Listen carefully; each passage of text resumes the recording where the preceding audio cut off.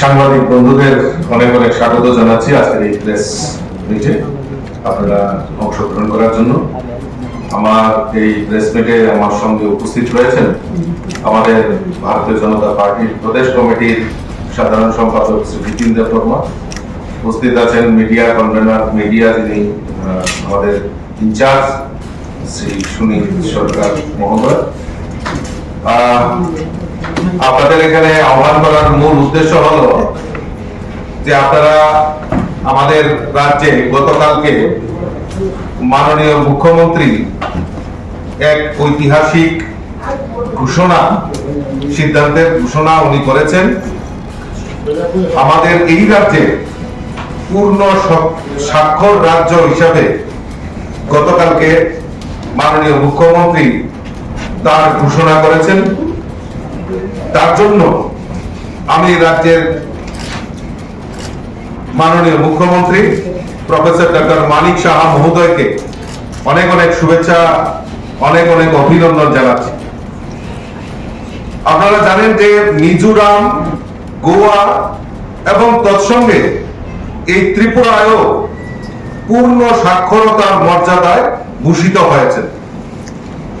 আমাদের সরকার যে বদ্ধপরিকর এবং এই পূর্ণ সাক্ষরতার জন্য 2022 সালের 1 আগস্ট থেকে এই কর্মসূচি নেওয়া হয়েছিল। উল্লাস নবভারত সাক্ষরতা কার্যক্রম সেটা চালু হয়েছিল। এই কর্মসূচিতে 15 বছর বা তার চতুর্থ বয়সের অসাক্ষর নাগরিকদের মৌলিক সাক্ষরতা, সংখ্যাতত্ত্ব এবং জীবন দক্ষতা প্রদান করার লক্ষ্যে এই শক্তিশালী উদ্যোগ নেওয়া হয়েছিল, যার ফলে আমরা সেই ঐতিহাসিক যে আমাদের সাক্ষরতা, পূর্ণ সাক্ষরতা রাজ্য হিসাবে পরিগণিত হয়েছে। তার জন্য আবারও আমি আপনাদের মাধ্যমে আমাদের রাজ্যের মাননীয় মুখ্যমন্ত্রীকে অসংখ্য ধন্যবাদ জানাচ্ছি। তার পাশাপাশি আমাদের দেশের যশস্বী প্রধানমন্ত্রী নরেন্দ্র মোদীজি যে সংকল্প, যে বিকশিত ভারত এবং তৎসঙ্গে বিকশিত ত্রিপুরা, সেই লক্ষ্যমাত্রাকে অর্জন রেখে আমাদের এই ত্রিপুরার উত্তর পূর্বাঞ্চলকেও যেভাবে উনি সহযোগিতার হাত বাড়িয়ে দিয়েছেন, তার জন্য আমি মুখ্যমন্ত্রীর পাশাপাশি আমাদের দেশের যশস্বী প্রধানমন্ত্রী নরেন্দ্র মোদীজিকে আমি অসংখ্য অসংখ্য ধন্যবাদ জানাচ্ছি।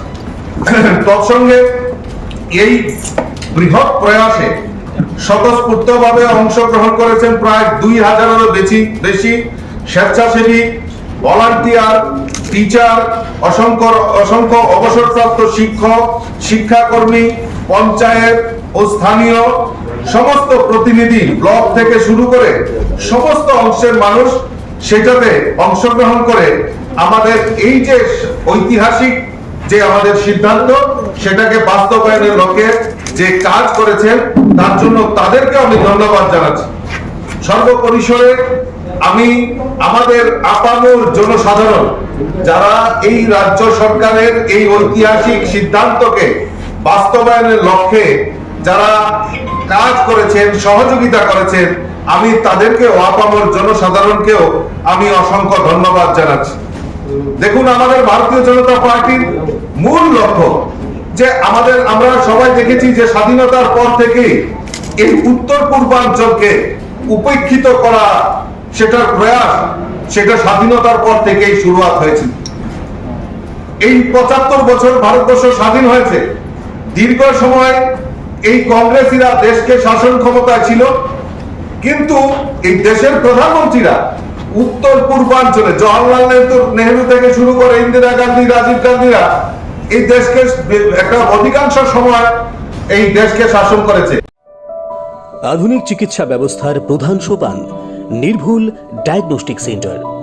বিশালগড়ে এই প্রথমবারের মতো ইকোকার্ডিওগ্রাফি, তারই সাথে ultrasonography, digital X-ray, dental X-ray এবং সব ধরনের রক্ত পরীক্ষা, তাও আবার একই ছাদের তলায়। শুধু তাই নয়, রাজ্য ও দেশের প্রখ্যাত বিশেষজ্ঞ চিকিৎসকদের সমাহারে এক উন্নত ডক্টরস চেম্বার।